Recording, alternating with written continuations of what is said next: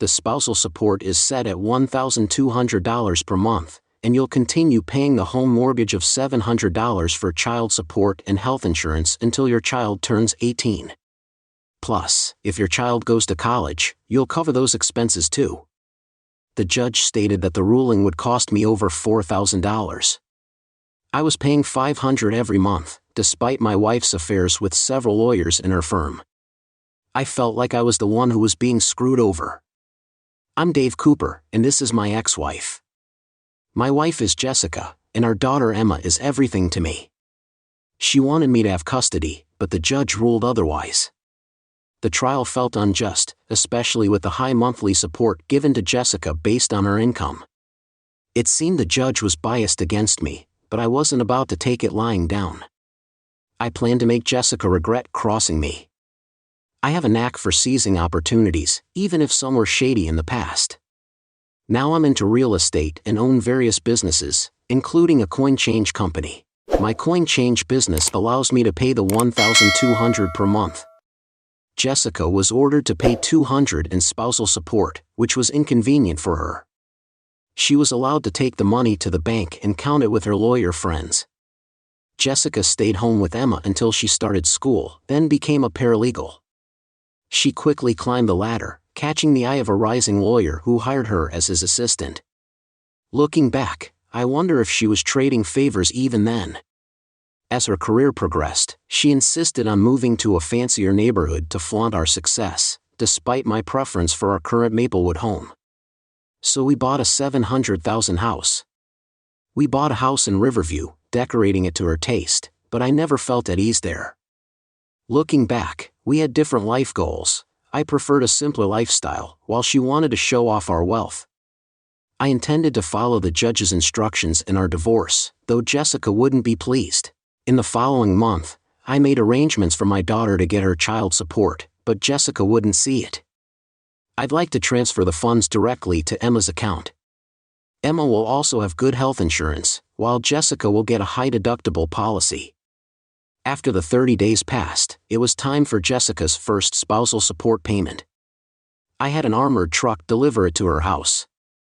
She was standing with a friend as bags of change were unloaded, drawing the attention of curious neighbors who watched as the change was emptied onto her floor.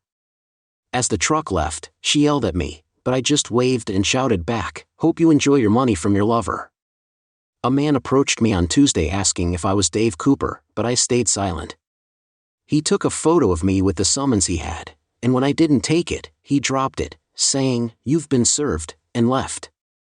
After he left, I picked up the summons, realizing I had court next Wednesday, giving me a week to prepare. I spent the week getting ready for court and discussing matters with my lawyer. Emma joined me for lunch, upset with her mom.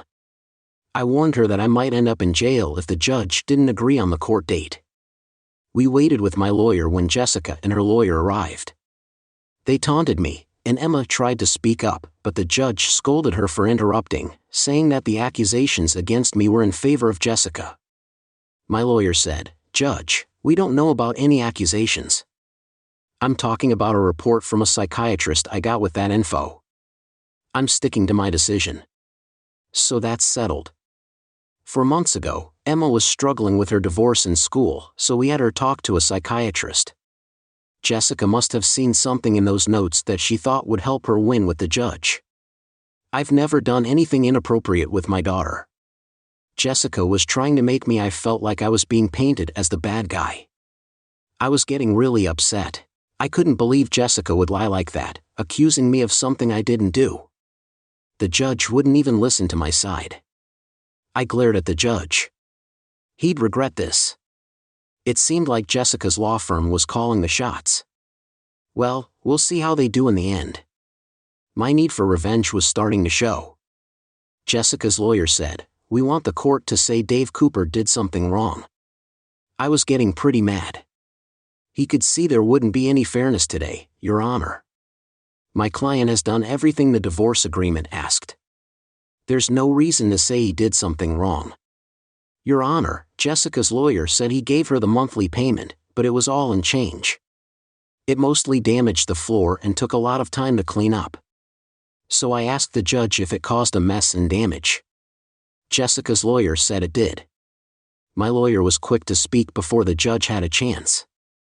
According to Section 5(13) of Title 31 of the United States Code, coins and bills are accepted as payment for all debts, including spousal support.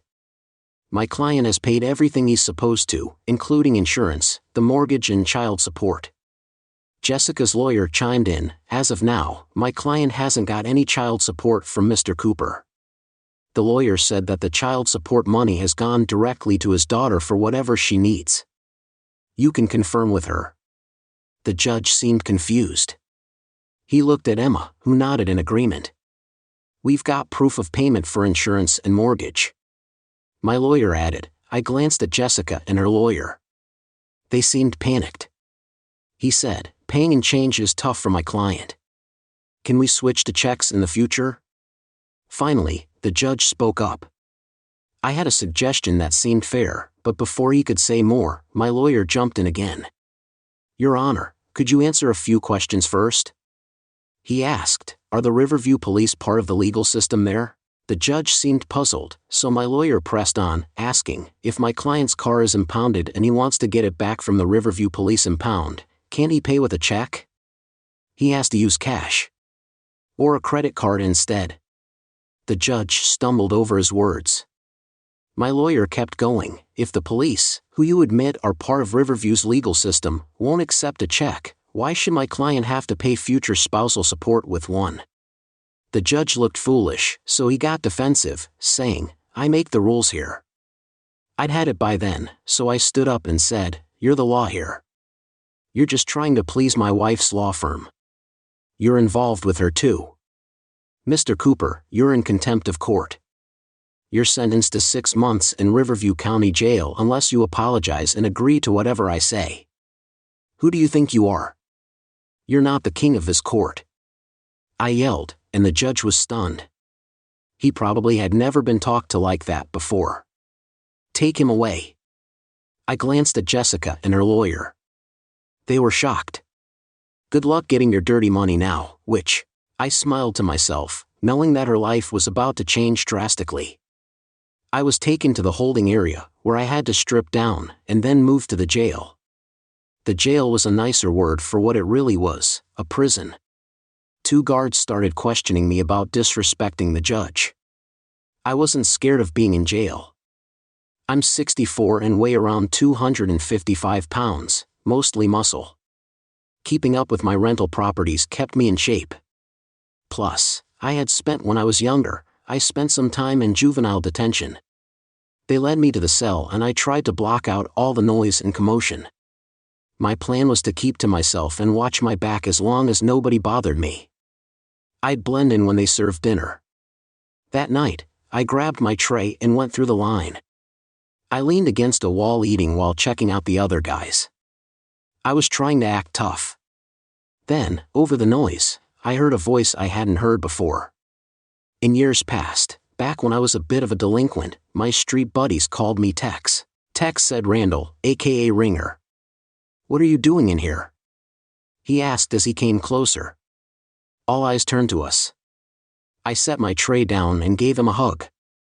My right hand clasped with his, and my other arm was around his shoulders. Ringer, it's good to see you. How have you been? I asked.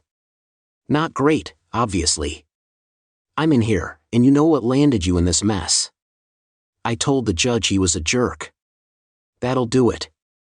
He chuckled. So, how long are you in for? 6 months, unless I apologize. So, 6 months it is. We talked, ate, and got some stares from the other inmates. Ringer filled me in on what to expect. He promised to have my back and I promised the same. We made a bit of a joke about the old days after hearing all that. What's your plan with your ex, her partners, and the judge? He asked, knowing me since I was young back then. Revenge was always my go-to. That's why they called me Texas. They called me Tex because of Texas. You know, like don't mess with Texas. Anyone who did would pay for it. They'd think twice before messing with me again. They'd spread the word too. So what went down with the judge? he asked. I basically told him he was trash. How did he react? He asked. He took my daughter away. She wanted to live with me. Then he basically accused me of hurting her. So, what's your plan of action? I've been preparing for this for weeks. Do you need any help? He offered, but I'm not sure yet. It's good to have a friend in this situation. I'll introduce you to some of my colleagues. It's important to have people you can trust to watch your back. I was lying in bed, questioning how things had come to this. Looking back, I realized that I'd turned to the streets because of my rough childhood with an abusive father and a passive mother. I joined a group of guys in similar situations, not a gang, just kids dealing with tough hands. Our actions didn't help Riverview's high crime rate, mostly petty crimes, but we did steal a car or two, which led me to juvenile detention. Looking back, it was a turning point. I promised myself that I'd change and plan for a better future. At 20, I bought a tax-foreclosed house, the first of many. I renovated it and rented it out at 22 at a club whose name I've forgotten. I met Jessica. Her life was a contrast to mine. She was raised in Bedford, Indiana, a small town known for its limestone. Despite our differences, we clicked. We got married a year later and welcomed Emma. A year later, I bought a house in Maplewood. I planned to flip it, but when Jessica saw it, she fell in love and wanted to turn it into our home. Over the next decade, we worked on it together, raising our daughter and living the American dream. Then Jessica got a job at a law firm, and things changed, especially her attitude. She wanted a more luxurious lifestyle. She started spending money on expensive clothes, jewelry, and dining out, which replaced our backyard BBQs. She also started making disrespectful remarks about Southside Chicagoans. I understand the Southside's reputation, but she was from a small town and acted superior to everyone else. We argued about her attitude, and soon after she insisted. We relocated to the North Side 3 years ago, hoping for better schools. However, Emma faced some unfriendly classmates, and we both felt the need to return to our roots. Jessica, however, was reluctant to leave. The divorce proceedings began one night when she informed me she was going out dancing. I tracked her phone and saw her dancing intimately with men from the club, kissing and groping in plain sight around 9 p.m. 15. I had to use the bathroom while I was there. A guy came in just as he finished. Another guy walked in. "Joe, you were really getting close with Jessica on the dance floor. I thought you were going to make a move right there." The first guy said, "Yeah, she's wild." Joe replied, "She knows how to talk too." The second guy added, "For sure. She told me she's going home with me tonight. Finally, we'll have more time for instead of just quickies in the office or my car." Joe said, "Quick relief is okay, but it's nothing like the real thing." The second guy commented, "Tonight's going to be a long one." Joe bragged, "Maybe next weekend it'll be my turn." The second guy said as they left the restroom, as if I'd believe that. When I stepped out, I saw her in one of the guy's arms, kissing on the dance floor around 9. I got a text from her at 30 saying she'd had too much to drink and didn't feel safe taking the L late at night. She said she'd stay at the club, another parcel from her office. I replied that's okay. She texted back sorry, she'd regret it. I watched as she grabbed her purse and left the club arm, and I followed them out, arm in arm with a young lawyer from her office. They were so wrapped up in each other that they didn't notice me. They got into his Lexus and kissed and touched each other for a while. I was getting angry, but then I remembered that I'm from the South Side and I'm tough, so I calmed down and made my plans. I followed them to his place. They went into the parking garage, so I headed for the mansion. When I got there, I told Emma we were leaving for good and she should pack whatever she wanted. She was really happy that we weren't coming back, but she did ask about my mom. "She's got other guys to take care of her now," I said. She got it right away. It took us about 3 hours, but we loaded everything into my truck. Luckily, our old place in Maplewood was empty, so we had somewhere to go around 11 o'clock the next morning on Saturday. She called me at 1 p.m. on Saturday. She asked, "Dave, what's happening? Where are you?" I'm home. I told her it didn't take her long to understand why. She asked, knowing why, I don't know you anymore. I don't want to know about Emma. She doesn't want to live with you there anymore. She wasn't sure if I knew about her affair, so she tried to come on to me. Just because you don't like living luxuriously doesn't mean you can leave and take our daughter. No, Jessica, but having a cheating wife is a good reason to leave. Divorce papers next week. She gasped, then said in her usual nasty way, you lowlife Southsider. You have no idea what trouble you're in for. My firm. I said, I'll crush you, but I'll come out on top. You haven't seen the last of my anger for the next 6 months. Emma revealed Jessica's absence until late at night and her harsh comments about me, urging Emma to marry a rich guy for a life of luxury. But Emma defended me, wanting to return to Maplewood. Now, she's in jail. Jessica likely thinks she's won, but I'll make use of my time to plan my revenge. I wonder if she's considered how bills will be paid. I was paid for my time and my insurance and support, and then, on a Thursday, something happened that would impact many lives. Even those I'd never met, the guards, escorted me to a video room without my lawyer.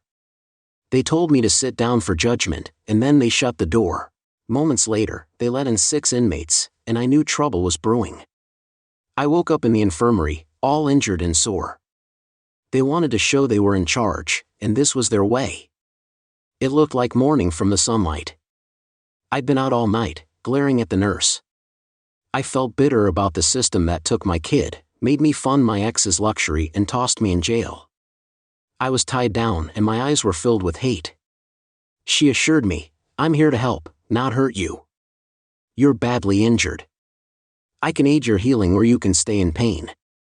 I managed to keep a smile on my face. She understood my anger. She left briefly, then returned with breakfast and freed my hand as I ate. I decided to ask for a favor to see Randall Turner. She said she'd check and arrange his visit. When he came in, he said, "Oh, crap." He knew I wasn't about to let this slide. I told him about the 6 guys and 2 guards who attacked me. Then I said, I need the full names of all 8, not just their nicknames. He said, what's your plan? An eye for an eye, but with a twist. I said, I'll try to get the names. He said, what do you need me to do? I'll handle the rest. After some more talk, I was taken back to my cell and had a restless night, strapped to the bed and unable to get comfortable. The next day, the ringer returned with the list. Once again, he asked what my plan was. I replied, oh crap. He muttered to himself. On Sunday, I got both good and bad surprises. Jessica had come along with Emma. Jessica spoke first, remarking, oh, you're getting along with your fellow scum. I snapped back, what do you want? Emma insisted we visit. You ready to apologize and be reasonable? No way. And what's this nonsense about me and Emma? You know I'd never do anything to her. How do I know? She seems unusually attached to you. Why don't you go back to your lovers and let them screw you over? Maybe then you'll see how full of it you are. I've offered myself to them and they loved it. Get out of here and send Emma in. I'm done talking to you. I said, you. She smirked, thinking she was getting under my skin. She was, but she was just adding fuel to the fire that would burn her in the end. When they brought Emma in, she burst into tears at the sight of me, all bandaged up. Sweetheart, don't cry. It looks worse than it is. I reassured her. We chatted about small things, then I asked, can you do something for me? Of course, Dad, she said. I handed her the list Ringer gave me, and she quickly tucked it into her bra. This to Uncle Ken and tell him to come and see me as soon as possible. My brother Ken was 3 years younger. We both grew up with an abusive father, but I shielded him from it as much as I could.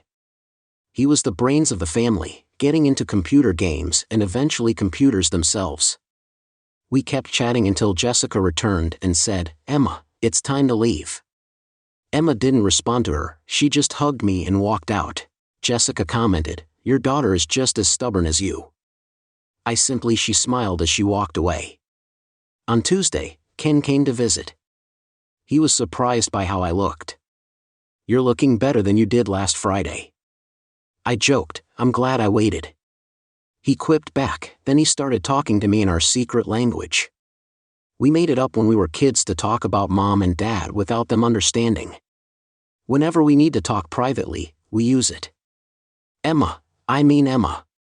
She gave me the list. "I've done some initial digging." "What are you doing here?" I replied that I was looking for the addresses of wives or steady girlfriends.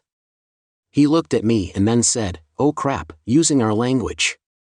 I told him that was all he needed to do, give it to me and tell him to visit, but without the list. Gummy was one of my crew. Ken knew he was still living in our parents' old house in Lansing. "I can handle that." "Anything else?" "No, that'll do, but don't be a stranger." I could use some familiar faces now and then. He asked when I'd be leaving. I told him not unless I apologize. "You know me better than that," he replied. "Yeah, and it spared you from Dad's drunken anger," I said. He just grinned and told me he'd swing by in the next couple of weeks to see if I needed anything else. I told him I'd be back in my usual cell later in the week. My ringer had spread the word that something was brewing and there'd be consequences. I didn't know what to expect from the guards and the 6 inmates, who warned me to stay in line or else.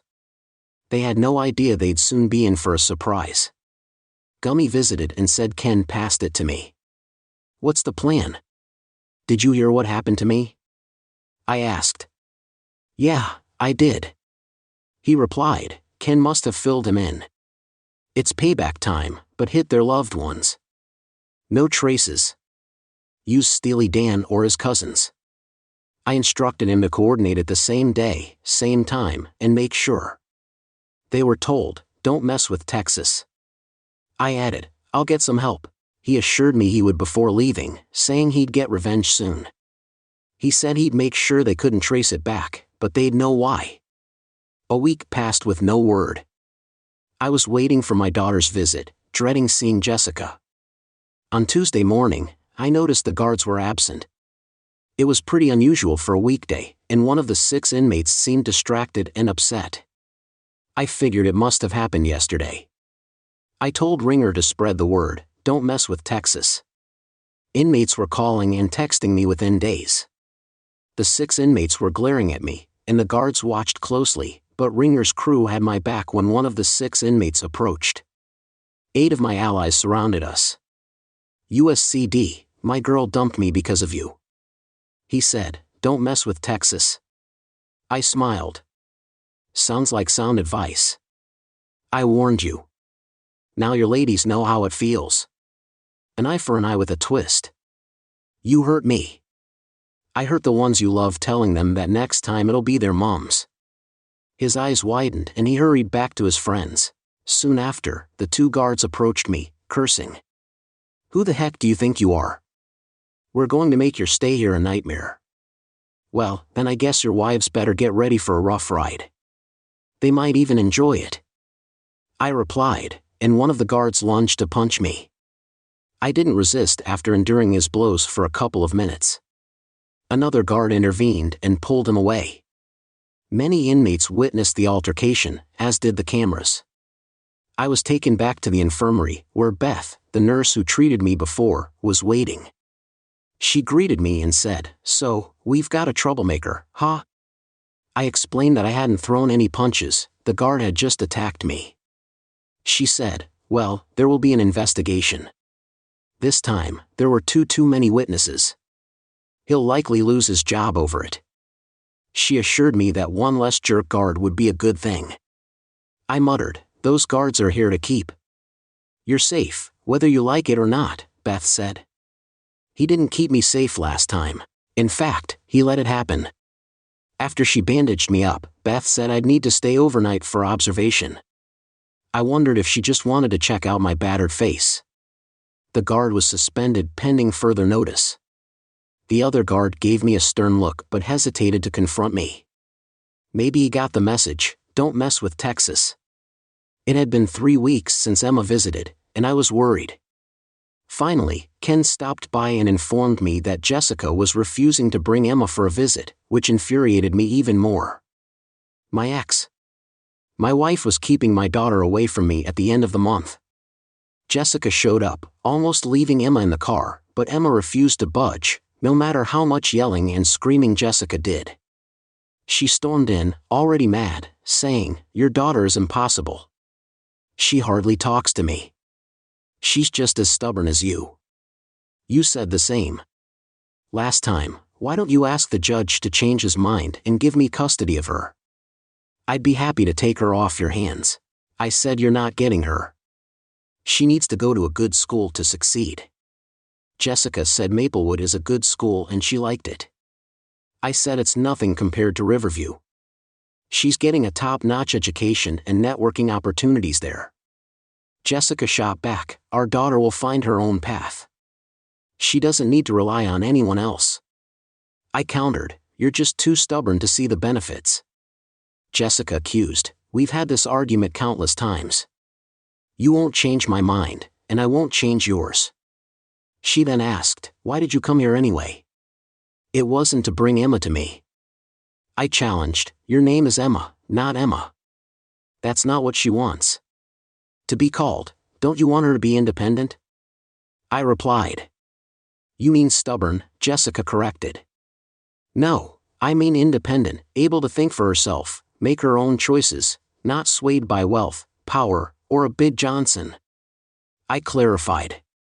She glared at me, knowing that last remark was aimed at her anyway. She said, "I need my spousal support payment. I have things to buy and bills to pay." "Well, you'll have to manage that with your own paycheck." I can't get paid while I'm in jail. If I don't work, I don't get paid.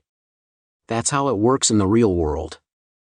I explained that I can't cover all the bills with my salary. She protested, "Well, you should have thought about that before dragging me back to court." I retorted, "You were being difficult." She argued, "And now you get no payment because I'm in jail." I stated, "But you have to." She insisted, "No. I don't know what they're going to do, throw me in jail again? Oh, I'm already in jail. It wouldn't be smart for them to take me out just to throw me back in." I reasoned. "What am I supposed to do about the bills?" She wailed. I looked at her and said, "Get one of your lawyer buddies to foot the bills. I'm sure you're worth it." She stormed out of the room. Emma walked in, and I was relieved to see her. "You really got her mad," she said. "He thinks I should keep paying her spousal support while I'm stuck in here. I doubt it'll work out. How are you holding up?" "Dad, don't worry about me. I'll be okay." "How about you still avoiding talking to your mom?" "Yeah, just when I have to share. I might be here until my 6 months are up." She said sadly, "My birthday is next month. I'd love for you to be out so we could celebrate, but I wouldn't want you to compromise your principles. We can have a big celebration when you're out." That hit me hard. I started thinking maybe I was being too stubborn. Being in here was hurting my little girl. Then Emma dropped some wisdom on me. If a person doesn't have principles, he has. As Abraham Lincoln said, important principles may and must be inflexible. She quoted, "You hear that?" I asked my counselor, Alex. "Sorry, Dr. Hodge is at school. It's been helpful having someone to talk to about all this. Some teachers noticed my grades slipping and got the counselor to chat with me. It's also helping me deal with Mom. I'm still not talking to her, but I think a fancy school like Riverview would have." I said to Emma, "It looks like your mom isn't happy with you either." "Yeah, she's getting pretty annoyed with me." I just brush it off. It seems to make her even angrier, but I'm not bothered. Her mansion will be foreclosed on within 3 months. I explained that her dad won't be able to help her out this time. Emma asked, "Honey, when you usually pay with cash, you don't worry about credit, right?" "That dumb mansion was the only thing I ever borrowed money for," I clarified. "Wow, Dad. Even with all your rental properties and other businesses, you never took out a loan." "I used cash from the others to buy new," I said. I told her, "I've always admired you, but now even more." She replied, "Thanks, honey. You sure know how to lift my spirits." I responded, "It was wonderful seeing my daughter, but it made me wish we could spend more time together. I missed her birthday, but I knew she was strong." The following week, I heard that the guard who hit me was fired. It was hard to argue against the video evidence. I was shown not to fight back soon after the other guard left. I'm not sure if he got transferred, but at least he was gone. Many inmates thanked me for getting rid of the bad guards. I think I gained some respect and more people started calling me TCH after that. I had fewer problems after that. The 6 inmates were still angry with me. I heard that one of their wives filed for divorce and 3 others got dumped by their girlfriends. Some people learn best when they think there's a chance of more revenge and when they see that I'm doing better with the other inmates. A couple of weeks later, I got a summons to meet the judge in the video room. I told the guard I wouldn't meet anyone without my lawyer. He said the judge was waiting, but I stood my ground. I wanted my lawyer there, and if needed, they could reschedule because my schedule was open. I was told 3 days later that the meeting was scheduled for the following week. I asked for a half-hour session with my lawyer before the meeting to discuss it. They arranged it, and my lawyer and I met to plan my strategy. My lawyer said he hadn't received any details about the meeting, which seemed strange. We decided to proceed carefully. When the judge appeared on the video, he seemed unhappy about the delay. I wasn't bothered by it. To me, he was just an arrogant judge who thought he was above everyone else. My lawyer wasted no time and started speaking. "Your Honor, could you clarify the purpose of this meeting? We received no prior information, just instructions to attend. You didn't need to involve your lawyer. I simply wanted to see if you were ready to apologize for your behavior in court." I signaled to my lawyer, who leaned in as I whispered to him, My lawyer said, "My client isn't apologizing and wants you to apologize to him. He also wants primary custody of his child." The judge seemed surprised. "How can I apologize? He isn't going to change his mind." I said, "I stand by my decision regarding the child. I owe no apology." He said, "In that case, this meeting has been a waste of time.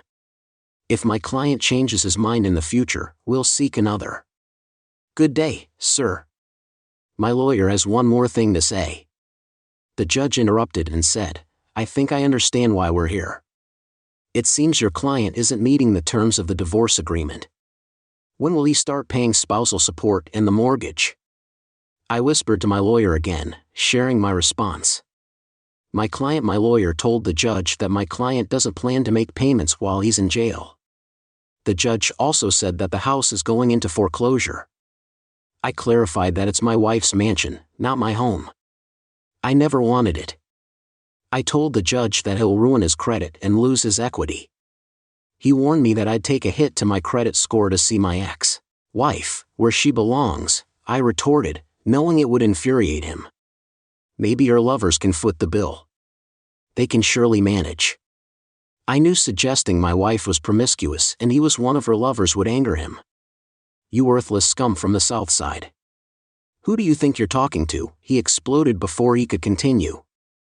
I butted in. "I'm talking to someone who's been involved with my wife. If I'm mistaken, I apologize, but I'm baffled why someone with no stake seems so concerned." I got up and headed towards the door to leave. I heard the judge say, "Your client just earned himself an extra 2 months in jail.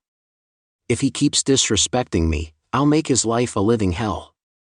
I smiled as I waited for the guard to take me back to my cell. He looked stunned, clearly shocked by what I'd just done. Back in my cell, I felt buzzing with energy. It seemed my wife had mentioned the mortgage to her lovers, who then talked to the judge. I knew their time was coming. The following Sunday, Jessica couldn't resist visiting me in jail. Luckily, Emma found out and wanted to come along, so you managed to annoy the judge again and get 2 more months added on. "When will you learn you can't beat the system?" Jessica scolded, "Why don't you just stop talking to me? Your North Side attitude isn't helping. I just need you to make sure Emma visits me regularly." I replied, "She practically She screamed, "It's Emma," and turned away, refusing to engage with her further. She kept complaining until she finally left, and then Emma came in, smiling. I asked her why she was so happy. "Because I get to see my dad." She said, "That's not the only reason," and then asked if I had a surprise for her. I told her I did, but I couldn't reveal what it was yet. "Dad, do you trust me with my life?" I replied, "Then will you sign this paper without reading it?" She asked, holding up a folded piece of paper. I eyed her suspiciously. "What's going on?" "You'll have to wait and see." "You trust me, right?" I grinned and signed the paper. Emma had it folded so only my name was visible. "Mom said something about me getting 2 more months added to your jail time, is that true?" "Yeah, sorry about that, honey." "What happened?" "I had another disagreement with the judge." "Well, whatever you did, he probably deserved it." We chatted more about school and her mom. She kept bringing up this Dr. Alex Hodges and wondering what was happening. I tried to pry the surprise she had planned. "I'll sign it with my name, but she wants to keep it a secret. I'm disappointed I won't be there for your 16th birthday, but I'll have a birthday present ready for you when you visit next." She asked, "What is it?" I said, "That's a surprise. It looks like we both have surprises in store." I replied before she left. I asked Emma to arrange for Greg to visit me. Greg was I've got a right-hand man who handles all my business matters. "Absolutely, Dad." I gave Greg a few tasks to take care of while I was expecting to be jailed. Hopefully, he managed to take care of them. Now I've got another task for him. Emma's birthday surprise is coming up later that week. Greg came to see me. He'd managed to handle most of the tasks I'd assigned him. Then I briefed him on Emma's birthday surprise. "Are you sure about this?" he asked. "Yeah, it's the perfect gift for her. I'll talk to our lawyer and make sure. Also, drop by my brother Ken's place and give him what you've got. I'll tell him to come see me if he's got any questions. If not, tell him to get in touch with Gummy." By the end of the month, I was seen as a bit of a hero among the inmates. I guess the guard told everyone about how I stood up to the judge. Like any other piece of gossip, it spread like wildfire. Soon, everyone was calling me text at the end of the month. I had a surprise visitor when I was in the room. I spotted Jessica sitting there. I almost turned to leave, but she stopped me. "Dave, please stay. I need to talk to you," she said. I pleaded, "I've got nothing to say to you, Jessica." She retorted, "We're about to lose our house. Please, you have to give me some money to stop the foreclosure. Why don't you ask your friends for help? I'm sure they've got enough money, then you can be the person you truly are." I said, "Why are you doing this?" She said, "Why did you lie to the judge about me molesting our daughter?" I was expecting to see Jessica again, but it was Emma. "Your mom didn't tell me she was coming with you." I said I wouldn't let her come alone. She said she was sorry she missed your birthday. I told her I'd got a present for you anyway. I knew you wouldn't be there, and it's okay. I still love you, and you don't have to give me anything. She said she loved me too. "Daughter, I have something to tell you. I don't have it with me, but I can tell you what it is.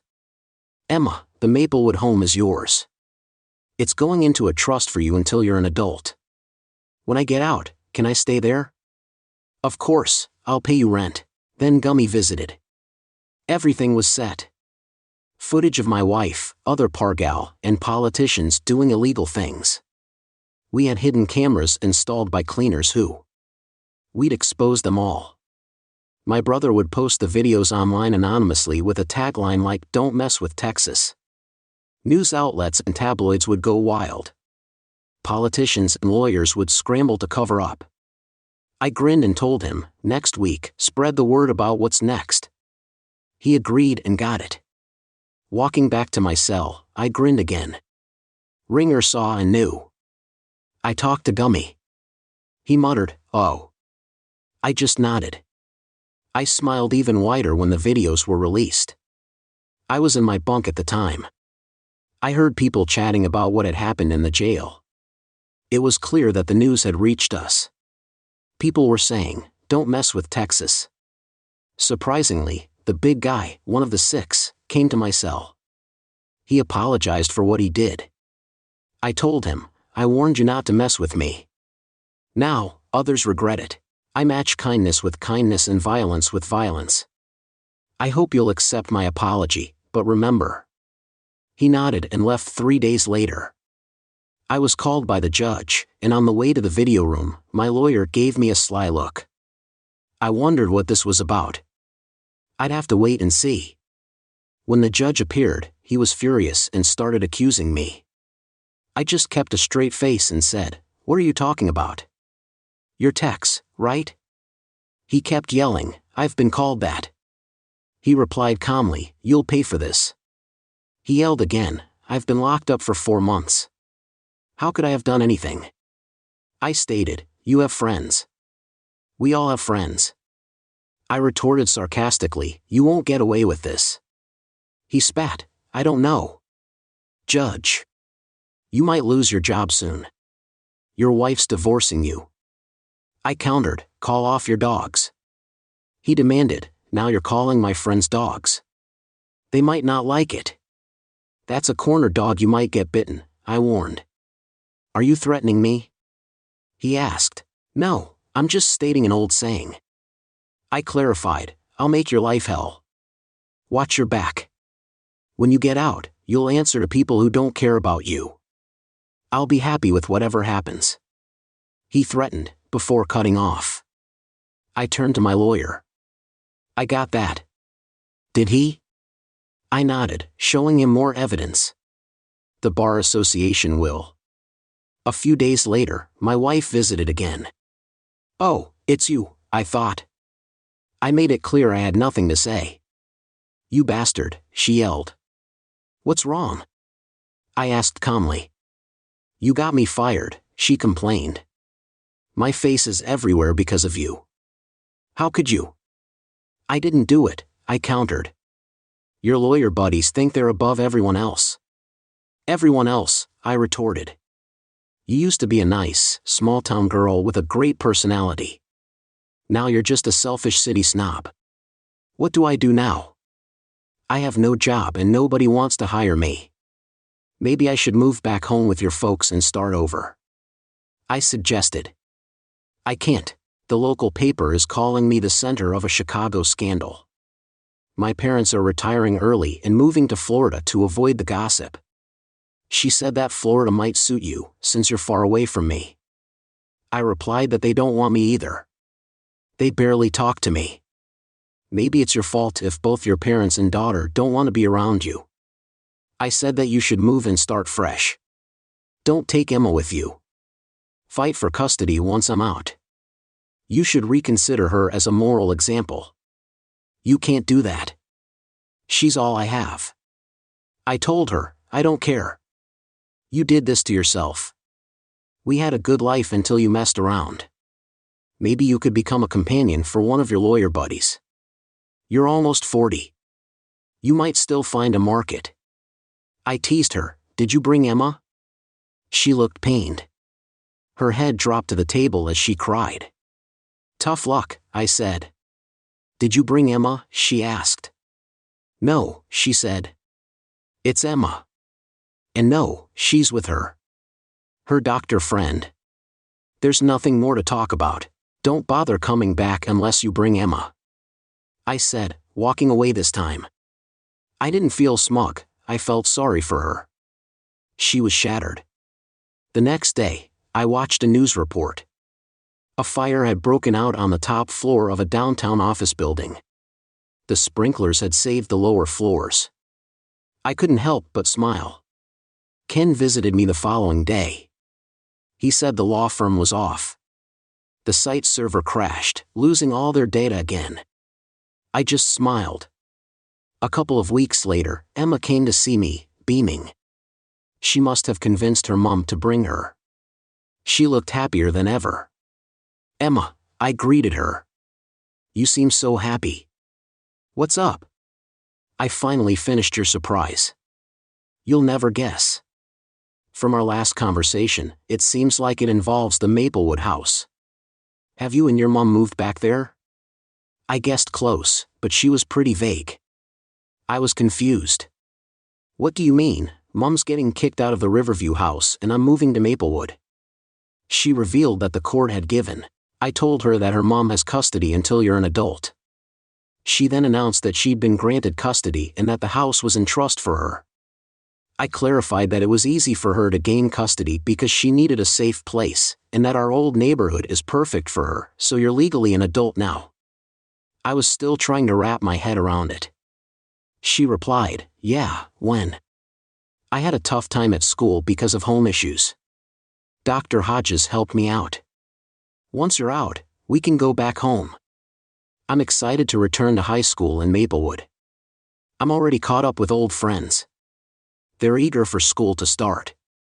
Mom mentioned you spending time with your counselor. I'd like to meet Alex. I said I was wary of your in luck, Alex.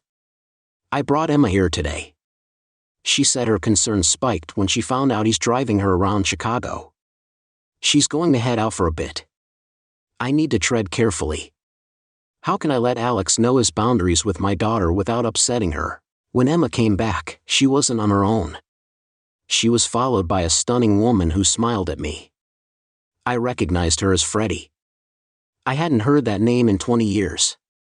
She replied, Freddie or Alexandria Frederico. Freddie grew up in my neighborhood and we went to school together. Emma looked puzzled. Dad, how do you know Dr. Hodes and Freddie were? We didn't hang out much as neighbors. I explained that you were a bit of a troublemaker back then and she teased, it seems not much has changed. I fleshed some things and she said, never change. That makes sense. Should I start calling you Tex? Why Tex? Emma asked. It was his nickname growing up. He wasn't one to let things slide. I think Emma was right when she said that my mom has done him wrong. In fact, I bet he's behind the law firm mess. I didn't want to get into that, though. Before we continue, I'd like to say that I hope you don't mind me spending time with Emma. She asked if I was talking about Emma. I said I was, and she said, oops, my bad. She apologized when I first talked to her 9 months ago. She was upset. I noticed her last week. Her name's Cooper, which isn't that common. When I saw her dad's name was Dave, I thought of you, Texas. I was pretty sure I wasn't great back then. I admitted you must have turned things around to have a place in Riverview. She observed that it's just a house, not a home. I clarified that our real homes are in Maplewood. Emma interjected, South Side, but better than where we grew up. Alex added, yeah, I wish we'd stayed there. Maybe things would be different. Freddie replied, I've got quite attached, thanks again. I said, when you're out, you should grab dinner. She suggested, I'll make sure of it if I ever get out. I said, with a sigh. The following 2 weeks passed by without any changes, just the usual routine in jail. Emma and Freddie visited both Sundays, which I appreciated. Freddie really looked after Emma. She mentioned that Alex helped her decorate the house and buy new furniture when I asked about the money. Emma said that Uncle Ken was helping out and that she had her own savings. I just didn't want Freddie to pay for everything. Emma said she hadn't paid for anything. I hope it's not all girly stuff. I want to feel at home there. I mentioned that I don't worry, your man cave's untouched. She was referring to the basement, which is my retreat from living with 2 females after they left. I pondered my daughter's maturity. She's legally an adult. In a couple of years, I'll be on my own. Shell's going to college. I was hoping to find someone who valued simple things. Then Jessica visited on Monday. I almost left when I saw her. Dave, wait a minute.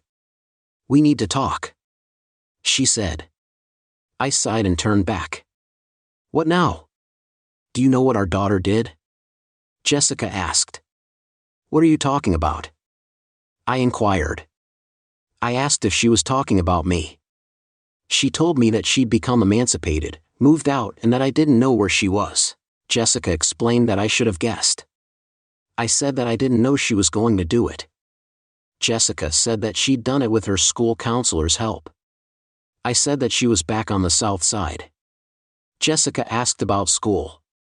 I asked her if she was going back to Maplewood in the fall. I told her that she had hated Riverview School. Jessica, you took her from a school where she was happy with good friends and put her in a situation that damaged her self-esteem. I think you've done more harm than good moving her there. I was just trying to make sure she got a good education. She said kids learn from their parents more than they do in a classroom. We taught her life's lessons. What do you think your example teaches her? I hope it shows her what not to do. Our job is to raise responsible adults. I hope we've done that despite our failures. In our marriage, I reflected that it wasn't all bad, but it ended up that way. I hope you find what you're looking for, because I clearly didn't have it. I saw her sorrow and regret, and I left the table feeling sorry for her once more. Finally, the day came for my release. I was summoned to court, and Emma, Freddie, and Jessica were there as I waited for the judge. I wondered I wasn't going to apologize. I rose as the judge entered. It wasn't the same one. Maybe the other lost his job after reviewing the facts. The judge addressed me, Mr. Cooper, what do you have to say for yourself? I've served my initial 6 months plus an extra 2. I replied, you could have apologized and been freed. He reminded me, I didn't feel the other judge deserved my apology. I made an apology, so I completed his sentence. I said, you're stubborn. The judge replied, I prefer strong-willed. It's helped me in business and life. I retorted, your divorce settlement stands, and you'll need to pay restitution for the time not served. The judge concluded, and then my lawyer chimed in, saying, Your Honor, my client is willing to pay what he owes. Our calculation comes to just under 15. He'll pay her the full $15,000 today. 000, understanding that he's already paid what he owes. Jessica stood up in protest. You still owe me more than that. You need to keep paying until Emma turns 18. The judge intervened sternly. Miss, I'll handle all matters in my courtroom now. Counselor, explain your calculations. My client has already paid the initial spousal support, mortgage, and he also paid for insurance and supported his daughter financially while he was in jail. He couldn't pay spousal support or the mortgage because he wasn't employed. Now that he can work, he can start earning again. My lawyer explained that, after reviewing the facts, the judge said that just the spousal support would be $96,000. Not to mention the mortgage, Your Honor. The court order stated that until the minor child becomes a legal adult, the child in question has been emancipated for the last 3 months as documented. The house was foreclosed upon 3 months ago, so there couldn't be payments on a non-existent loan. The total owed is $1,500, and I'll pay her $15,000 and cut all ties, my lord. The lawyer explained that the judge looked over the documents and our calculations. He couldn't dispute the facts. He'll need to do more research if what you've presented is accurate. Then he'll accept this amount. He also spoke to both Jessica and me. You share a child, despite her legal status. She's still a teenager with needs. You both need to be civil for her sake. And Mr. Cooper, you should extend that civility to others involved in your divorce. I accept your word on that, Your Honor. I acknowledged Mrs. Cooper, and the judge addressed me. She replied, Emma, and Emma looked at her in the gallery. It's Emma, he clarified. Unless these figures prove false, I'll close this case, he said. Mr. Cooper, you're free to go, the judge declared. Thank you, Your Honor, my lawyer said as we left. Emma rushed over and hugged me tightly, while Freddie stood nearby, smiling. I noticed Jessica glaring at us. She then approached me, exclaiming, 15. That's it, that's unfair. Why did you choose your new partners over me? They can support you now. I responded calmly, you can't do this to me. She protested, let's be civil for Emma's sake. I urged, it's Emma. She snapped, our daughter. I reiterated, what am I supposed to do? I have nothing. She lamented, "You'll find another job, and I can help with housing. I have a rental you can stay in." I offered to let her move back to the south side for 6 months, but she said it was free, and Jessica couldn't argue with that. I reasoned, "Oh," she sighed in frustration, turning to Emma and Freddie. I asked, "Ready to go?"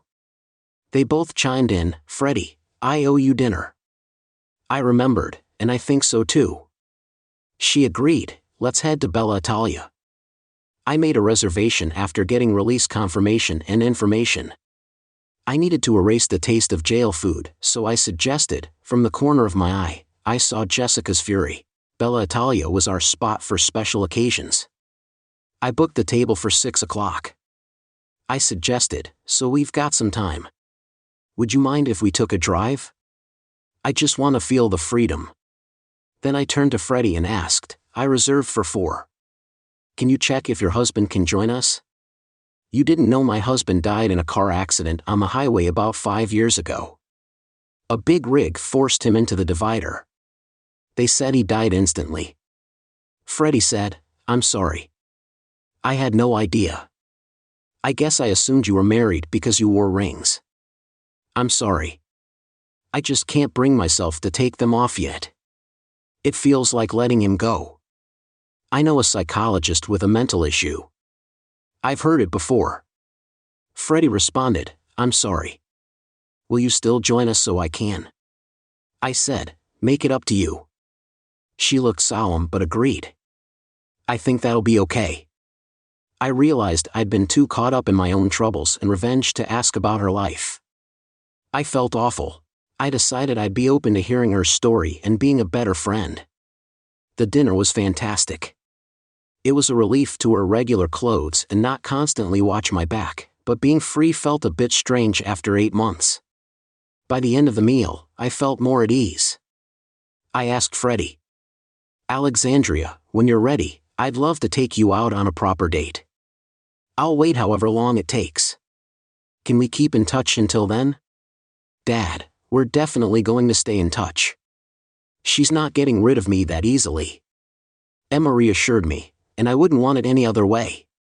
Freddie replied to Emma, then she turned to me and explained that Mike and I never had kids because of my studies and his business. The timing just wasn't right. Having Emma as a sort of daughter has been really therapeutic for me. I hope you don't mind. After everything you've done for us, I wouldn't want it any other way. I told her I'd leave the restaurant. Emma mentioned, "Hope you like how our old house looks. Anything's better than where I've been for the past 8 months. I joked that when I arrived, I was surprised the shutters were painted and the bushes trimmed. It looked great outside and in. It felt more like a home than ever. I could sense Freddie's influence.